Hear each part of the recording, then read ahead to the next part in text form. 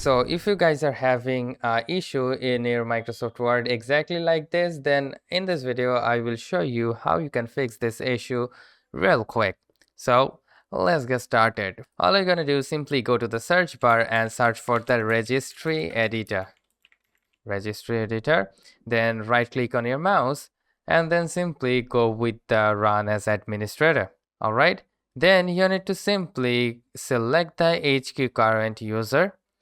Alright, then right before it you will see the little arrow icon. You need to tap on that to get this option expanded. Then again you need to select the software. Alright, then scroll it down until you find the Microsoft. So here is the Microsoft. You need to expand it. Then you need to find out the Office. Here it is. Then again expand it, and you need to expand the 16.0.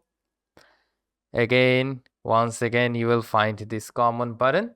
Then you need to expand it and find out the open find option.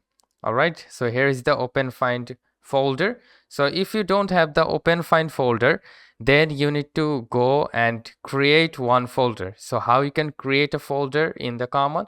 You need to right click on it and simply go with the open and key. Alright, so after creating the key, just rename the key as open find. If you guessed it right, here is the open find over here. So you need to select the open find for now and then move your cursor right over here.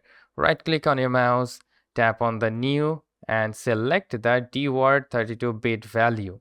Alright, now you need to rename your file like I'm doing it. Just copy and paste the exact thing I'm just writing right now, renaming. There you have it. So you need to rename your file like this one. Copy and paste exact the same word. Alright, then you need to double click to open this file and make this value from 0 to 1. Then simply tap on OK. And there you have it. So that's how you can fix the problem. I think this will end up fixing your problem.